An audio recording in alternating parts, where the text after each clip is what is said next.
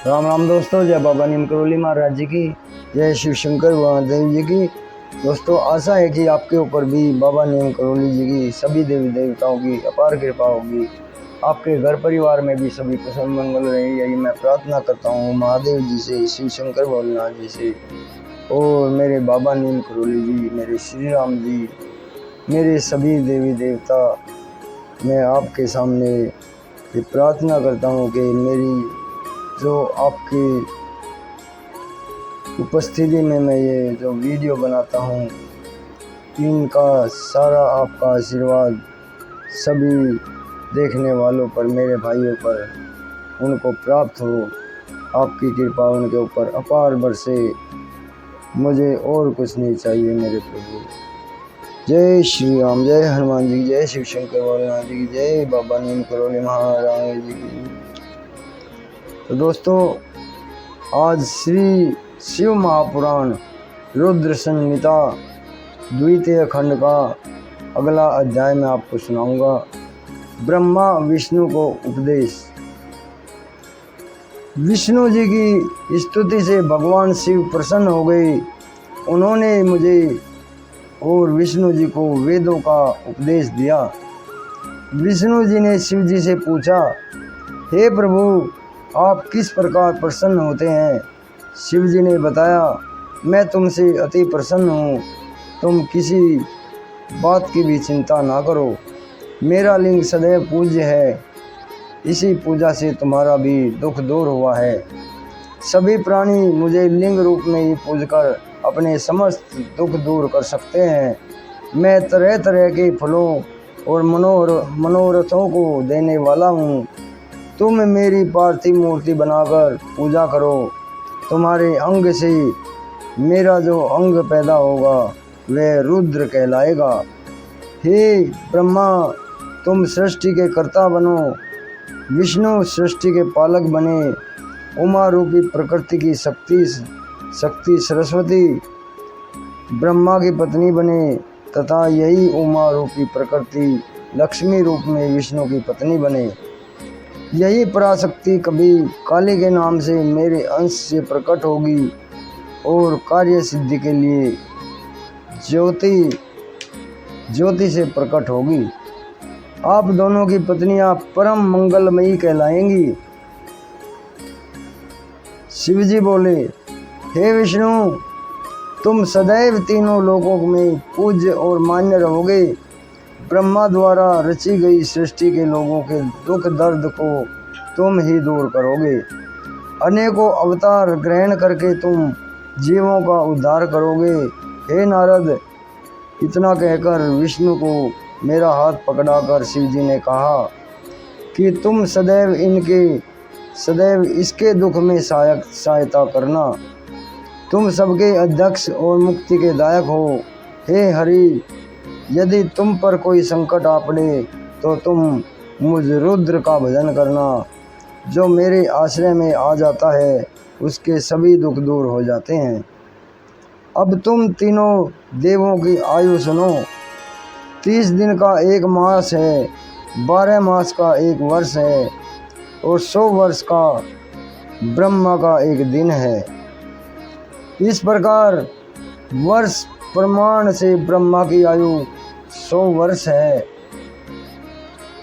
विष्णु का एक दिन ब्रह्मा का एक वर्ष के बराबर है।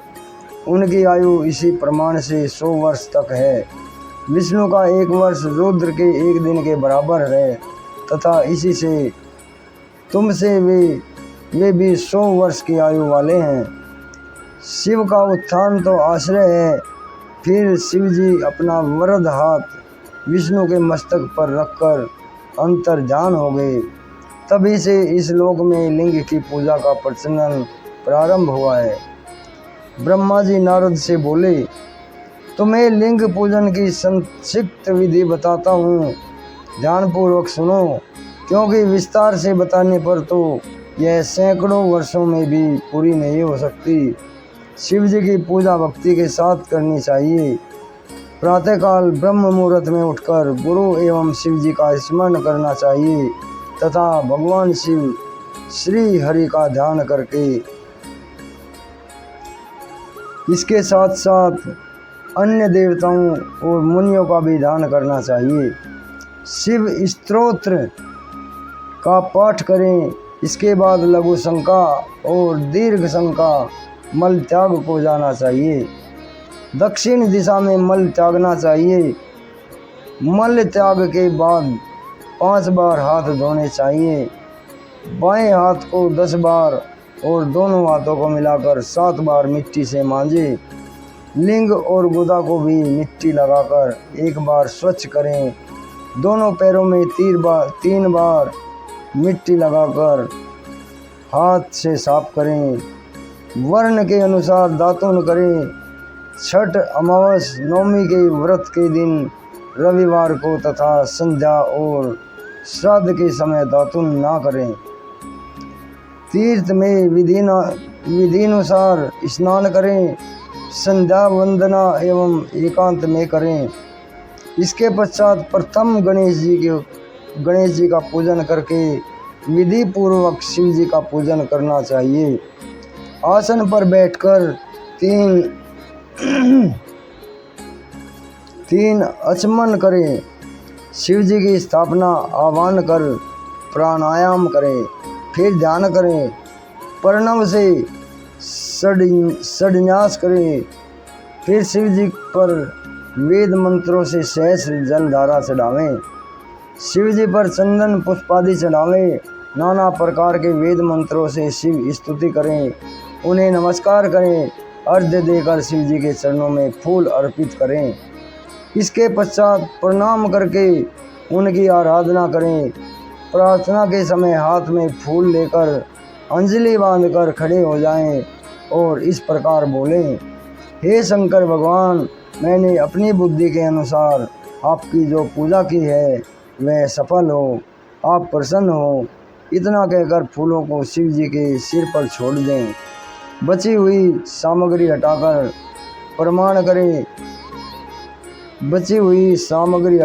प्रणाम करें। अघोर मंत्र से प्रार्थना करें और बम बम महादेव का उच्चारण करें। ब्रह्मा जी ने नारद को बताया, मैं एक बार मुनियों के साथ क्षीर सागर पर विष्णु जी की स्तुति करने गया। स्तुति में प्रसन्न होकर विष्णु जी ने कहा, हे देवताओं, आप लोग यहाँ पर किस लिए पधारे हैं? तब मैंने कहा, हे भगवान, दुखों को दूर करने वाली सेवा हम किसकी करें? हे देवताओं, यह तो तुम पहले से ही देख चुके हो और अब भी देख रहे हो कि ऐसा क्यों पूछते हो? भगवान शिव ही सब दुखों को दूर करने वाले और परम सेव्य हैं। सुख चाहने वालों को कभी भी शिव जी की पूजा करनी नहीं छोड़नी चाहिए। मनुष्य को सभी प्रकार के सुख शिव जी की पूजा करने से प्राप्त हो जाते हैं। इसके अतिरिक्त मुक्ति भी मिल जाती है। विष्णु जी की बात सुनकर सभी देवताओं ने शिव जी को प्रणाम किया और सभी कर्मों की सिद्धि के लिए शिवलिंग की पूजा अर्चना करने लगे। विष्णु भगवान की आज्ञा से विश्वकर्मा ने सभी देवताओं को पूजन के लिए शिवलिंग प्रदान किए।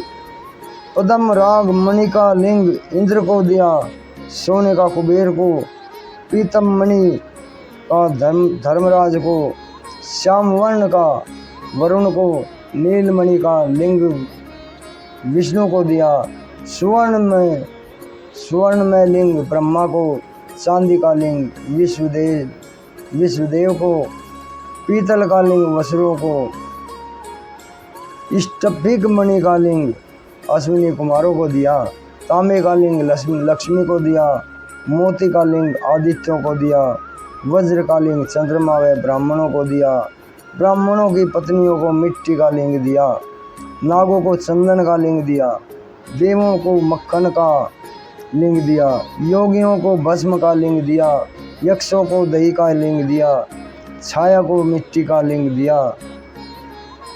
इस प्रकार सभी को जब लिंगों की प्राप्ति हो गई, तब मैं विष्णु के वचनों को मानकर देवताओं सहित घर को लौट आया।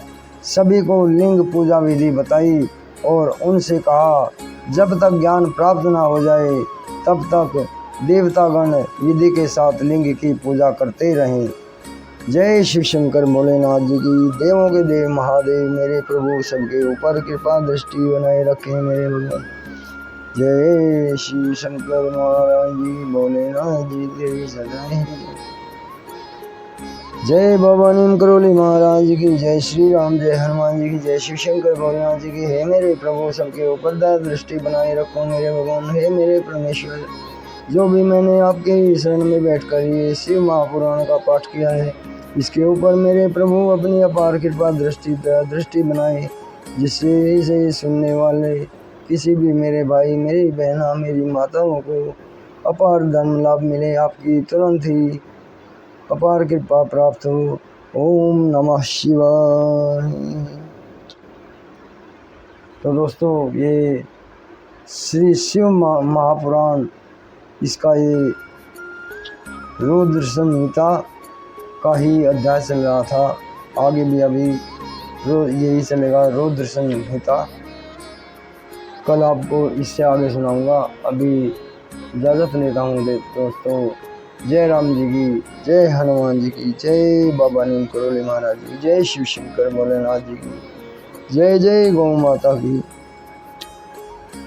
जय नंदी महाराज की।